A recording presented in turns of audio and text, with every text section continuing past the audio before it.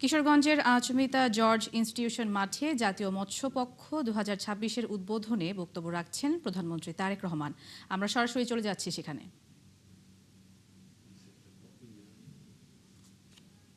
এরই অংশ হিসাবে মৎস্য চাষীদেরকে কৃষক কার্ডের আওতায় আনা হবে এবং হয়েছে এর মধ্যে। একই সঙ্গে জেলেদের পরিচয়পত্র প্রদান ও নিবন্ধন কার্যক্রম চলমান রয়েছে। 2026-27 অর্থ বছরের প্রথমবারের মতন সুন্দরবন এবং হাওর অঞ্চলে মৎস্য আহরণ নিষিদ্ধকালীন জেলেদের ভিজিএফ এর আওতায় আনা হয়েছে। উপস্থিতিবৃন্দ, যদি আমরা প্রত্যেকটি মানুষ আন্তরিক হই, আমি বিশ্বাস করি বাংলাদেশের ভাগ্য উন্নয়নে মৎস্য এবং পশু সম্পদ যুগান্তকারী ভূমিকা পালন করতে পারে। আপনারা জেনে খুশি হবেন, বাংলাদেশের ইতিহাসে প্রথমবারের মতন গত জুন মাসে নাইজেরিয়াতে হ্যাচিং ডিম রপ্তানি করা হয়েছে। এভাবে বিদেশে নিত্য নতুন পণ্যের বাজার খুঁজে বের করার জন্য আমি উদ্যোক্তা বা ব্যবসায়ীদের প্রতি আন্তরিক আহ্বান জানাই এবং এক্ষেত্রে সরকারের কোনো সহযোগিতা প্রয়োজন হলে আমাদেরকে জানাবেন। আমরা আমাদের সর্বোচ্চ দিয়ে আপনাদেরকে সহযোগিতা করব ইনশাআল্লাহ। সম্মানিত উপস্থিতিবৃন্দ, আপনারা জেনে খুশি হবেন, প্রযুক্তি নির্ভর কর্মসংস্থান সৃষ্টি এবং গবেষণা উদ্ভাবনকে উৎসাহিত করে জ্ঞানভিত্তিক অর্থনীতি গড়ে তুলতে বর্তমান সরকার 500 কোটি টাকার স্টার্ট আপ ফান্ড গঠন করেছে। এই ফান্ড থেকে সম্ভাবনাময় স্টার্ট আপের জন্য, অর্থাৎ শিল্প উদ্যোক্তা বা শিল্প শুরু করার জন্য সরকার 5 লক্ষ থেকে 5 কোটি টাকা পর্যন্ত গ্রান্ট দেবে, ঋণ নয়, গ্রান্ট দেবে। সুতরাং এই সুযোগ গ্রহণ করে এগিয়ে আসার জন্য আমি নতুন উদ্যোক্তা যারা আছেন তাদেরকে বিশেষভাবে আহ্বান জানাতে চাই। সম্মানিত উপস্থিতিবৃন্দ, আমরা আজকে এখানে মৎস্য নিয়ে কথা বলছি। মৎস্যের সাথে আরেকটি খুব গুরুত্বপূর্ণ বিষয় আছে যেটি খুব সংক্ষেপে আমি আপনাদের সামনে উল্লেখ করতে চাই। সেটি হচ্ছে পরিবেশ। যে কোনোভাবেই হোক, যেভাবেই হোক, যে কারণেই হোক, আমরা খেয়াল করে দেখছি আমাদের খাল বিল নদী নালা যে সকল হাওড় বিল যে সকল আছে সবগুলোর পরিবেশ ধীরে ধীরে আমাদের ব্যবহৃত বিভিন্ন যে আবর্জনা আছে, বিভিন্ন রকম টিস্যু পেপার, প্লাস্টিক, পানির বোতল, এইসবের কারণে ধীরে ধীরে এই জলাশয়গুলোর পরিবেশ নষ্ট হয়ে যাচ্ছে। আমরা যদি সত্যিকারভাবে সচেতন হই, আমরা যদি নিজেদের পরিবেশ রক্ষা করতে চাই এবং একই সাথে আপনারা এখানে যারা উপস্থিত আছেন অধিকাংশ মানুষ হয়তো মৎস্য পেশার সাথে জড়িত এবং মাছকে যদি আমরা বাঁচাতে চাই, আসুন একই সাথে আমাদেরকে আমাদের পরিবেশের প্রতিও খেয়াল রাখতে হবে, আমাদেরকে আমাদের পরিবেশকে রক্ষা করতে হবে। আমরা যদি পরিবেশকে রক্ষা করতে পারি, আমরা যেমন একটি সুস্থ পরিবেশের মধ্যে বসবাস করতে পারবো, আমাদের সন্তানেরা সুস্থ পরিবেশে বসবাস করতে পারবে আগামী দিনে। একইভাবে আমাদের মৎস্য, আমাদের পশু, সকল কিছু আমরা একটি সুস্থ পরিবেশের মধ্যে গড়ে তুলতে সক্ষম হব। সম্মানিত উপস্থিতিবৃন্দ, সকল প্রিয় ভাই ও বোনেরা, জাতীয় মৎস্য পক্ষের এবারের প্রতিপাদ্য রূপালী মৎস্যে স্বনির্ভর দেশ, সবার আগে বাংলাদেশ। আসুন আমরা সবাই মিলে জলজ সম্পদ সংরক্ষণ, পরিবেশ বান্ধব ও টেকসই মৎস্য চাষ এবং বিতরণ, মাছের উৎপাদন, আহরণ এবং উৎপাদনশীলতা বৃদ্ধির মাধ্যমে একটি পুষ্টি সমৃদ্ধ, আত্মনির্ভরশীল এবং সমৃদ্ধ বাংলাদেশ গড়ে তুলি। এই গড়ে তুলতে হলে আমাদের সকলকে সচেতনভাবে পরিশ্রম করতে হবে। আমাদের 20 কোটি মানুষের 40 কোটি হাতকে কাজে লাগাতে হবে যাতে আমরা আমাদের দেশটিকে সুন্দরভাবে গড়ে তুলতে পারি। পরিশেষে আমি জাতীয় মৎস্য পক্ষ 2026-এর শুভ উদ্বোধন ঘোষণা করে আমার বক্তব্য শেষ করছি। আল্লাহ হাফেজ। বাংলাদেশ জিন্দাবাদ। দর্শক, প্রধানমন্ত্রী তারেক রহমান বক্তব্য রাখছিলেন কিশোরগঞ্জের আচমিতা জর্জ ইনস্টিটিউশন মাঠে জাতীয় মৎস্য পক্ষ 2026-এর উদ্বোধনে। আমরা ছিলাম সেখানে। এর আগে সকালে কিশোরগঞ্জের পাকুন্দিয়ায় মির্জাপুরে এক কর্মসূচিতে প্রধানমন্ত্রী বলেন, রাজপথে বিশৃঙ্খলাকারীদের বিরুদ্ধে রুখে দাঁড়ানো হবে।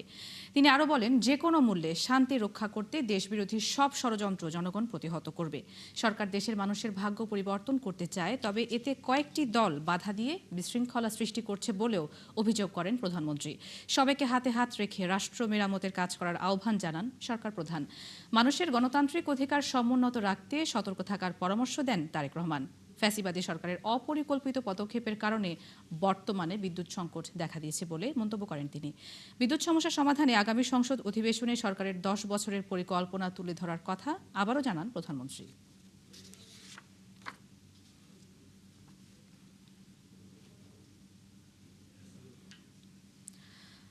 দর্শক, কিশোরগঞ্জ সফরের অংশ হিসেবে বিকেলে শোলাকিয়ায় যাচ্ছেন প্রধানমন্ত্রী তারেক রহমান। এই বিষয়ে আমরা আরও বিস্তারিত খবরাখবর জানতে চাই।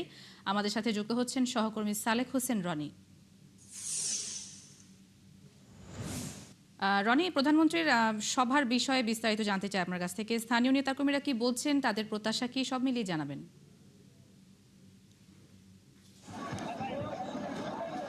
এই মুহূর্তে শোলাকিয়ায় এখানে কিন্তু মানুষজন উপস্থিত হয়েছে। প্রধানমন্ত্রী এখানে এসে জেলা ছাত্রদল এবং জেলা বিএনপির সাথে এখানে কিন্তু বৃক্ষরোপণ কর্মসূচি পালন করবেন এবং তারপরেই এখানে যে সরকারের যে গৃহীত উন্নয়ন রয়েছে তারই কিন্তু এখানে উদ্বোধন করবেন এবং তারপরই কিন্তু এখানে কিশোরগঞ্জের যে পুরাতন স্টেডিয়াম রয়েছে সেখানে কিন্তু তিনি যাবেন এবং সেখানে ফ্যামিলি কার্ডের উদ্বোধন করবেন এবং সেই সাথে এখানে যে ইমাম, মুয়াজ্জিন এবং পুরোহিতদের অন্যান্য ধর্ম প্রতিষ্ঠানে যারা কর্মরত আছেন তাদের যে সম্মানী ভাতা দেওয়ার যে কার্যক্রম সেটি কিন্তু পুরান স্টেডিয়ামে কিন্তু উদ্বোধন হবে এবং এই জায়গাটিতে শোলাকিয়া, ঐতিহাসিক শোলাকিয়া মাঠে এই মুহূর্তে কিন্তু মানুষজন মাঠ ভরে গিয়েছে, মানুষজনের উপস্থিতি। সেই সাথে দলের নেতাকর্মীরা খুবই উচ্ছ্বসিত এবং উজ্জীবিত। তাদের একটাই দাবি, এই কিশোরগঞ্জের উন্নয়ন যেভাবে ব্যাঘাত ঘটেছিল বিগত বছরগুলোতে, সেই উন্নয়নের যেন ছোঁয়া আবারও এই কিশোরগঞ্জে লাগে, তারই একটা দাবি করছে এখানকার নেতাকর্মী সহ সাধারণ মানুষরা। কিন্তু চাইছে এই কিশোরগঞ্জে উন্নয়নের জোয়ার থাকুক এবং এই সফর ঐতিহাসিক একটি সফর হতে যাচ্ছে, এই ঐতিহাসিক শোলাকিয়া মাঠ এবং সেই সাথে এই সরকারের যে গৃহীত ইশতেহার মোতাবেক যে ইশতেহার ছিল ফ্যামিলি কার্ড দেয়া এবং ইমাম, মুয়াজ্জিন এবং সেই সাথে পুরোহিতদেরকে যে বেতন ভাতা দিয়ে আওতায় আনা, সেটি কিন্তু এই কিশোরগঞ্জে থেকে উদ্বোধন হবে। এটির জন্যই কিন্তু এই কিশোরগঞ্জের আজকের এই প্রধানমন্ত্রীর সফর ঐতিহাসিক একটি সফর। নেতাকর্মীরা মনে করছেন তাদের প্রত্যাশার প্রতিফলন ঘটিয়ে যাবেন প্রধানমন্ত্রী এবং জনগণ। রনি, আপনাকে অনেক ধন্যবাদ যুক্ত হওয়ার জন্য। আপনি থাকুন আমাদের সাথে, পরবর্তীতে আমরা আবারও আপনার মাধ্যমে খবরাখবর জানবো। দর্শক, কিশোরগঞ্জ থেকে যুক্ত ছিলেন সহকর্মী সালেক হোসেন রনি, প্রধানমন্ত্রীর সফরের খবরাখবর জানাচ্ছিলেন। দেশের 23তম রাষ্ট্রপতি নির্বাচনে বিএনপির প্রার্থী মির্জা ফখরুল ইসলাম আলমগীর ও জামায়াত জোটের অলি আহমদের মনোনয়ন বৈধ ঘোষণা করেছে ইসি। আজ নির্বাচন কমিশনে যাচাই বাছাই শেষে এই ঘোষণা দেয়া হয়। জামাতের দাবি, সংবিধানের 70 অনুচ্ছেদ সংসদ সদস্যদের স্বাধীন ভোটদানে বাধা। তবে বিএনপি বলছে ভোটের আগে এ নিয়ে আলোচনা উদ্দেশ্যমূলক। বিস্তারিত ফারজানা আক্তারের রিপোর্টে। 20 আগস্ট অনুষ্ঠিত হতে যাচ্ছে দেশের 23তম রাষ্ট্রপতি নির্বাচন। এর আগে বৃহস্পতিবার মির্জা ফখরুল ইসলাম আলমগীরকে প্রার্থী করে মনোনয়ন সংগ্রহ করে বিএনপি, আর অলি আহমদকে প্রার্থী করে জামায়াত জোট। তফসিল অনুযায়ী রোববার তাদের মনোনয়নপত্র যাচাই বাছাই করে নির্বাচন কমিশন। এই সময় মির্জা ফখরুল ইসলাম আলমগীর ও অলি আহমদ দুজনেরই মনোনয়ন বৈধ ঘোষণা করে ইসি। ডক্টর অলি আহমদ বিক্রম স্যারের জন্য মনোনয়নপত্র সকালে বাছাই করা হয়েছে, প্রথমটাই বাছাই করে যথার্থতা পাওয়া গেছে, কাজে সেটাই আপনার গৃহীত হয়েছে। আর পরবর্তীতে মির্জা ফখরুল ইসলাম আলমগীর স্যারের যেটা মনোনয়নপত্র সেটাও যথার্থ পাওয়া গেছে এবং তাহলে এখন দুইটাই মনোনয়নপত্র ভ্যালিড এবং আগামী 18 তারিখ হচ্ছে আপনার মনোনয়নপত্র প্রত্যাহারের দিন।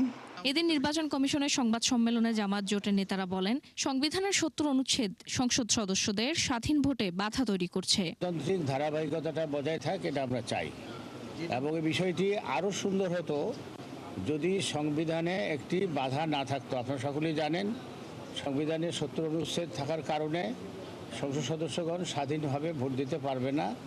আমরা মনে করি এটা স্বাধীন ভোটাধিকারের পথে একটি বড় ধরনের অন্তরায়, এবং আমাদের দাবি হচ্ছে জুলাই সনদের আলোকে যে কোনো মূল্যে হোক ভবিষ্যতে এই ধারাটি সংশোধন করতে হবে। এ সময় বিএনপি নেতারা বলেন, রাষ্ট্রপতি নির্বাচনের আগে ৭০ অনুচ্ছেদ নিয়ে আলোচনা বিভ্রান্তি তৈরি করছে। সেটা পরবর্তী সংসদ যদি বিবেচনা করে সবাই মিলে, এটা হতে পারে। না, এখন রাষ্ট্রপতি নির্বাচনের আগে এই প্রশ্নটা অবান্তর। বাধা কি বাধা না, আমার প্রচলিত সংবিধান অনুযায়ী আমাকে পথ চলতে হবে। সেই সংবিধানে আমার যেখানে বাধা আছে সেই বাধা অতিক্রম করার জন্য আমাকে সংসদ থেকে সংশোধন করতে হবে, এর বাইরে না। রাস্তাঘাটে বলে লাভ নেই। আগামী 18 আগস্ট রাষ্ট্রপতি নির্বাচনে প্রার্থিতা প্রত্যাহারের শেষ দিন। ফারজানা আক্তার, ৭১, ঢাকা। ভারতে পলাতক দণ্ডপ্রাপ্ত শেখ হাসিনা ও হাদি হত্যায় জড়িত আসামিদের দেশে ফেরাতে প্রত্যর্পণ আইন বাস্তবায়ন সহ অনুকূল পরিবেশ তৈরির আহ্বান জানিয়েছে বাংলাদেশ। প্রধানমন্ত্রী তারেক রহমানের ভারত সফরের আগেই এই বিষয়ে অনুকূল পরিবেশ তৈরি করতে দিল্লিকে চিঠি পাঠিয়েছে ঢাকা। দুপুরে পররাষ্ট্র মন্ত্রণালয়ের মুখপাত্র ব্রিফিংয়ে এসব তথ্য জানান। তিনি জানান, ভারত সরকারের কাছে দেয়া চিঠির জবাবে অপেক্ষায় রয়েছে বাংলাদেশ। তার আশা, বাংলাদেশের সার্বভৌমত্ব ও জাতীয় মর্যাদা রক্ষা করে ভারত এই অনুরোধ রাখবে। পররাষ্ট্র মন্ত্রণালয়ের মুখপাত্র আরও জানান, মানবতাবিরোধী অপরাধের দায়ে দণ্ডপ্রাপ্ত শেখ হাসিনাকে সম্প্রতি দিল্লিতে প্রকাশ্যে সংবাদ সম্মেলন করতে দিয়ে প্রত্যর্পণ প্রক্রিয়ার পরিবেশ নষ্ট করেছে।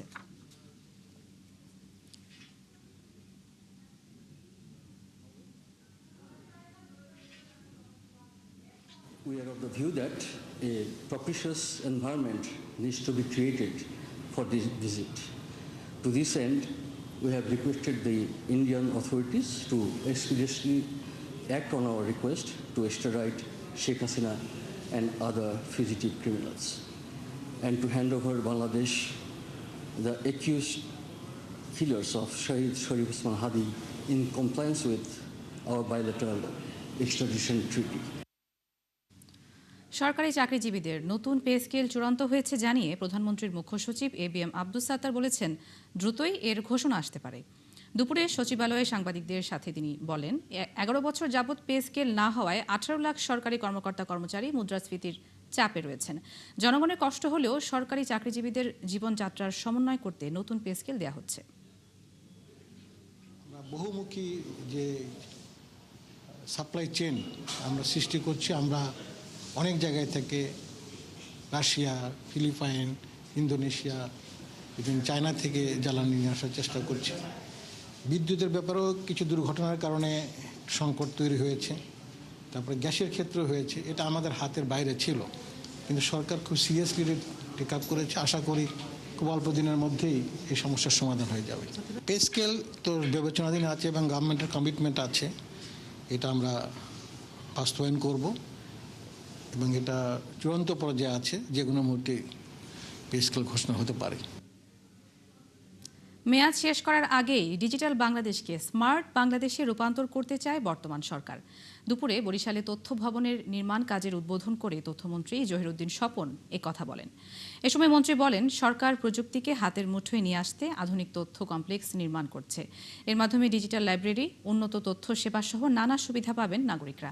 তিনি বলেন, তথ্য কমপ্লেক্সে আধুনিক তথ্য প্রযুক্তি সম্পন্ন ডিজিটাল স্ক্রিনও স্থাপন করা হবে, যাতে করে দেশের নির্মিত আধুনিক সিনেমাগুলো এলাকাবাসীর জন্য প্রদর্শন সম্ভব হয়। এসব জায়গায় থাকবে 3D, 4D স্ক্রিনও।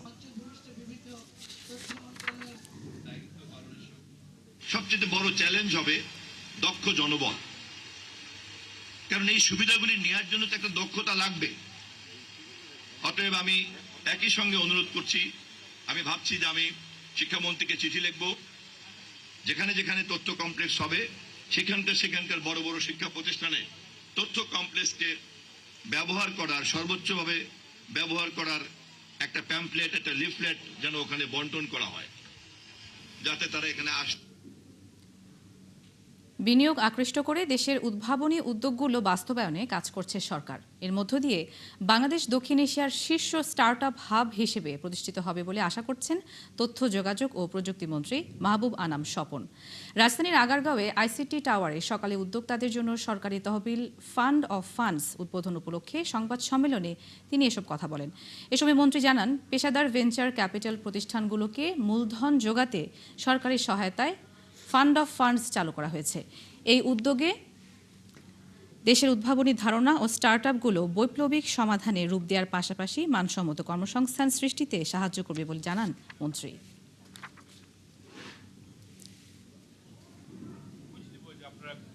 দেখাতে চাই বাংলাদেশে যে আমাদের এই সরকার দায়িত্ব হিসেবে সরকার এগিয়ে নিয়ে যাচ্ছে আমরা, সুতরাং এই দায়িত্বগুলি আপনাদের হাতেই রয়ে গেছে। আপনারা if you are helpful to the government, I am sure government সামনের দিকে এগিয়ে যাবে। সুতরাং আপনাদের সবার যারা এখানে আছেন, আপনার সবারই সাহায্য সহযোগিতা আমি কামনা করছি। দীর্ঘ সময় নির্লিপ্ত থাকার পর আবারও সংগঠিত হচ্ছে হেফাজতে ইসলাম। নতুন করে 9 দফা দাবি নিয়ে সরকারের সাথে আলোচনা শুরু করেছে সংগঠনটি। নেতারা বলছেন, সরকারের সাথে সম্পর্ক গড়ে স্বার্থ সংশ্লিষ্ট দাবিগুলো আদায়ই হেফাজতের মূল লক্ষ্য। পাশাপাশি কওমি ঘরানার রাজনৈতিক দলগুলোকে নিয়ে আলাদা জোট গঠনের উদ্যোগ নিয়েছেন হেফাজত আমির শাহ মুহিবুল্লাহ বাবুনগরী। শাহিদুজ্জামান সাকিবের প্রতিবেদন।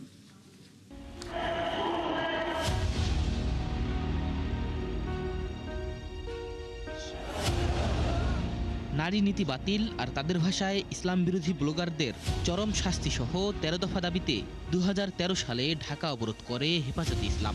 এর পরের ইতিহাস সহিংসতা আর দমনপীড়নের শিকার হওয়ার। ওই সময়ে শাপলা চত্বরে হেফাজতের অবস্থান নেয়ার বিরুদ্ধে সর্বশক্তি প্রয়োগ করে রাষ্ট্রশক্তি। প্রাণ হারান সংগঠনটির 60-এর অধিক নেতাকর্মী। পরে অবশ্য হাসিনা সরকারের সাথে ভালো সম্পর্ক গড়ে ওঠে সংগঠনটির একাংশের। কওমি মাদ্রাসার দাওরায়ে হাদিসকে মাস্টার্স সমমানের স্বীকৃতি দেয় সরকার। কওমি জননী উপাধি দেয়া হয় স্বৈরাচারী শেখ হাসিনাকে। 24-এর গণঅভ্যুত্থানের পর এবার নতুনভাবে এগোতে চায় সংগঠনটি। লক্ষ্য, বিএনপি সরকারের সাথে সুসম্পর্ক বজায় রেখে কওমি ধারার স্বার্থ সংশ্লিষ্ট কিছু দাবি আদায় করা। পূর্বের 13 দফা দাবি সংযোজন বিয়োজন করে 9 দফা করেছে সংগঠনটি। আমাদের প্রথম নম্বর দাবি বিএনপি পূরণ করতে অঙ্গীকারাবদ্ধ। কওমি মাদ্রাসার পাস, দাওরায়ে হাদিস পাস ছাত্রদেরকে এদেশের প্রশাসনিক প্রতিটি সেক্টরে তার যোগ্যতার ভিত্তিতে তারা যেন চাকরি করতে পারে। হেফাজতের 9 দফা পর্যালোচনা করে দেখা যায়, পূর্বের 13 দফায় থাকা নারী নীতি ও বিজাতীয় সংস্কৃতির প্রসার বন্ধের দাবিগুলো রাখা হয়নি। নতুন করে পার্বত্য চট্টগ্রামে মিশনারি তৎপরতা বন্ধ, হিজবুত তাওহিদকে নিষিদ্ধ ও টঙ্গীতে ছাদপন্থীদের ইজতেমা করতে না দেওয়ার দাবি যুক্ত হয়েছে। তবে হেফাজতের এই নীতি নির্ধারক বলছেন, নতুন করে দফা দেয়ায় পূর্বের 13 দফা বাতিল হয়ে যায়নি। 13 দফা দাবি যখন আমরা দিয়েছিলাম, তখন এই দেশের জন্য, ইসলামের জন্য, দেশ জাতির জন্য 13 দফা প্রযোজ্য ছিল। প্রধানমন্ত্রীর উপস্থিতিতে বর্তমান প্রেক্ষাপটে আমরা 9টা দাবি করেছি। এদিকে কওমি ঘরানার 7 ইসলামী দলকে নিয়ে রাজনৈতিক জোট করার উদ্যোগ নিয়েছে হেফাজতে ইসলাম। কিন্তু নানা কারণে ইসলামী দলগুলো নিজেদের পক্ষকে ধরে রাখতে পারে নাই। বিভিন্ন কেউ বিএনপির পক্ষে, কেউ জামাতের পক্ষে, কেউ স্বতন্ত্রভাবে ইলেকশন করেছেন। পক্ষকে আবার পুনরুজ্জীবিত করার জন্য গত 3রা আগস্টের মধ্যে প্রত্যেক দল এই নিজেদের দলীয় সিদ্ধান্ত অনুযায়ী ঐক্যের ফর্মুলা কিভাবে হবে তা তারা লিখিতভাবে জমা দিয়েছে। সংগঠন হিসেবে সরাসরি রাজনীতির সাথে সম্পৃক্ত না হলেও হেফাজতে ইসলামের অনেক শীর্ষ নেতা বিভিন্ন ইসলামপন্থী রাজনৈতিক দলে নীতি নির্ধারক হিসেবে দায়িত্ব পালন করছেন। শাহিদুজ্জামান সাকিব, 71, ঢাকা। ক্যালেন্ডারের পাতায় 2 বছর আগে জুলাই শেষ হয়েছে ঠিকই, কিন্তু রক্তাক্ত সেই অধ্যায়ের স্মৃতি এখনও বয়ে বেড়াচ্ছে অনেকে। তাদেরই একজন নারায়ণগঞ্জের মাহবুব। স্বৈরাচার বিরোধী আন্দোলনে পুলিশের গুলিতে 2 চোখই হারিয়েছেন তিনি। স্বামীর এমন অসহায় অবস্থায় ছেড়ে গেছেন তার স্ত্রীও। মাহবুব যেন এখন বেঁচে আছে জীবন্ত লাশ হয়ে। তার জীবনযুদ্ধের গল্প জানাচ্ছেন সহকর্মী আশিক মাহমুদ। ছবি তুলেছেন দুর্লভ মজুমদার।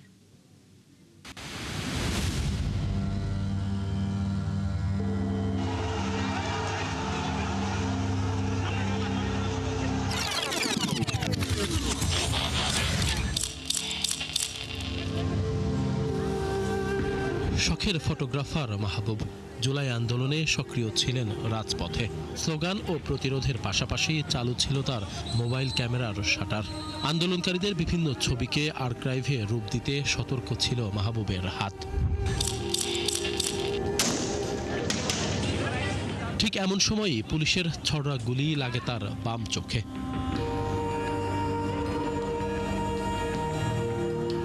একটি গুলিতেই ছিঁড়ে যায় চোখের রেটিনা ও নার্ভ। মুহূর্তেই অন্ধকার নেমে আসে মাহবুবের পৃথিবীতে। গুলি এক চোখে লাগলেও কার্যকারিতা হারায় দুই চোখই। দেশ বিদেশে চিকিৎসা নিয়েও আর দৃষ্টি ফেরেনি। পুলিশ কুইয়া সেটা দেখবো, তারপর আমরা ওইখান থেকে বের হবো, এরকম পরিস্থিতি। সো আমি দেখার জন্য আমি জাস্ট আমার মাথাটা একটু অ্যাঙ্গেল করি, জাস্ট এই সাইডটারে বের করি। সো ওই বের করার 1-2 সেকেন্ডের মধ্যে একটা ফায়ার আসে। মানে ফায়ারটার সাথে সাথে আমি সেন্সলেস হই না, আমি মাটিতে পড়ে যাই। ফার্স্ট ওই গুলি লাগার সাথে সাথে থেকে আমি দেখতে পাই না।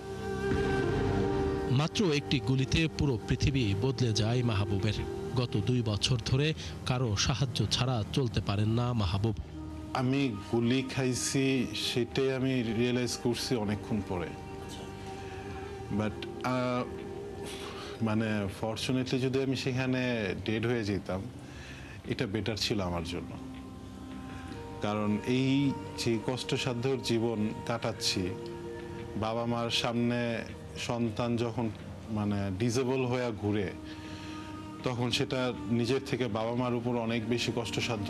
কারণ নিজের একটা ভালো সন্তান হঠাৎ করে ডিসেবল হয়ে গেছে, তখন সেটা তাদের ভিতরে কতটা ইম্প্যাক্ট পড়ে সেটা আমি রিয়েলাইজ করি, বাট তারা কখনো আমাকে বুঝতে দেয় না।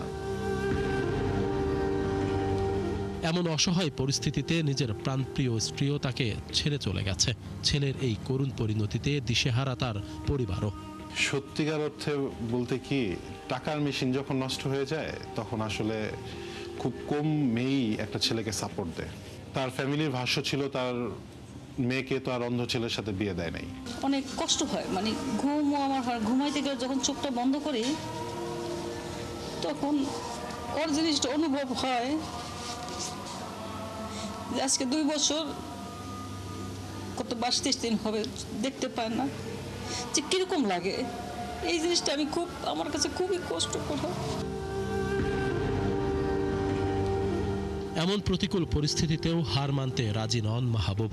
জীবন সংগ্রামে টিকে থাকতে বর্তমানে তিনি দৃষ্টি প্রতিবন্ধী প্রশিক্ষণ কেন্দ্রে কম্পিউটার প্রশিক্ষণ নিচ্ছেন। তার চাওয়া দৃষ্টি প্রতিবন্ধীদের জন্য কিছু একটা করা, সেই সাথে জুলাই শহীদ ও যোদ্ধাদের সঠিক মূল্যায়নের দাবিও জানান তিনি। আমি একজন জীবিত লাশ, আমাকে যেখানে হাত ছেড়ে দিবে আমি সেখানে স্টিল দাঁড়ায় থাকতে হবে, আমি ডাইনামামে মুভ করতে পারবো না। সো আমার মতো জীবিত লাশ যারা আছে এদেরকে যাতে মূল্যায়ন করে, আমাদেরকে সঠিক মর্যাদা এবং সেফটিটা যাতে আমরা সঠিকভাবে পাই, সেই আশাই করে আমরা স্যারের কাছে। পড়ালেখার পাশাপাশি ছবি তোলার শখ ছিল মাহবুবের। আন্দোলনের দিনও ছবি তুলেছিলেন। গুলিবিদ্ধ হওয়ার ঠিক আগ মুহূর্তে তোলা তার জীবনের এই শেষ ছবিটি প্রধানমন্ত্রী তারেক রহমানকে উপহার দিতে চান মাহবুব। আমার আসলে ছবি তোলার খুব শখ ছিল। আমার লাস্ট একটা ছবি আছে, এই ছবিটা তারেক যে দিতে চাই, তার সাথে আমার দেখা হোক বা না হোক, আমি এই ছবিটা তারেক দিতে চাই। আশিক মাহমুদ, ৭১, নারায়ণগঞ্জ। সারা দেশে ঘন ঘন লোডশেডিংয়ে দুর্বিষহ হয়ে উঠছে জনজীবন।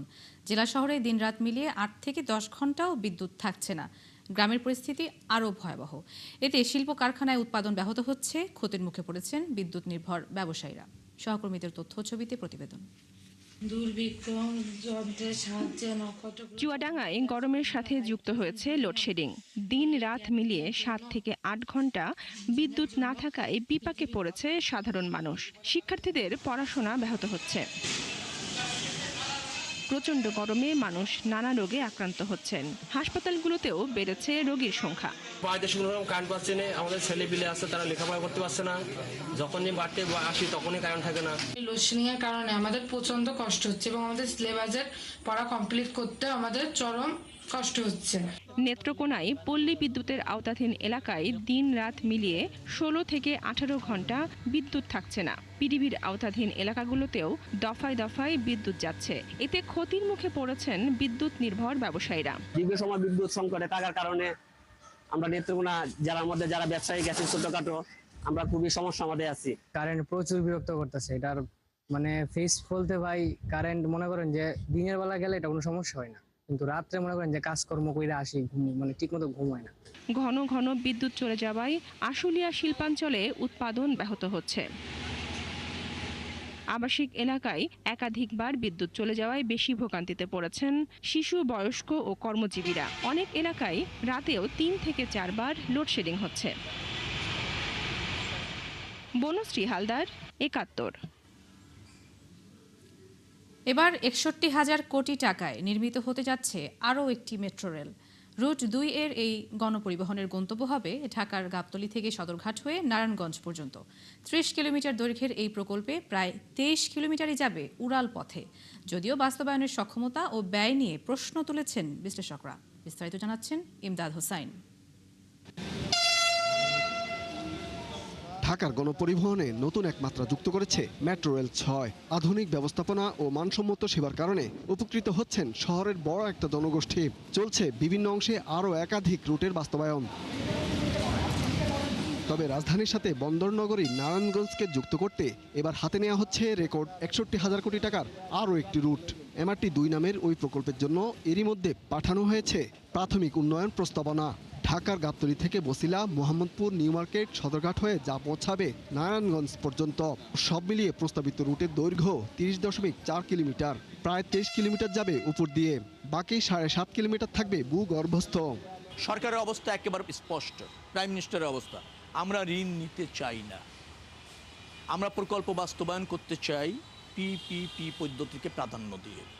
অর্থাৎ সরকার ঋণ কম নেবে, প্রকল্প বাস্তবায়ন হবে, প্রকল্প থেকে জনগণ কম হারে ট্যাক্স দেবে, অধিকারে সুফল পাবে, আর যারা অর্থায়ন করবে তারা হচ্ছে নিয়মতান্ত্রিক হারে, ন্যায্য হারে সুবিধাটা পাবে। প্রস্তাবনা অনুযায়ী মোট ব্যয়ে সরকারের নিজস্ব অর্থায়ন থাকবে ১৫,০৩৮ কোটি টাকা, আর বাকি ৪৬,০০০ কোটি বা ৭৫% আসতে পারে ঋণ হিসেবে।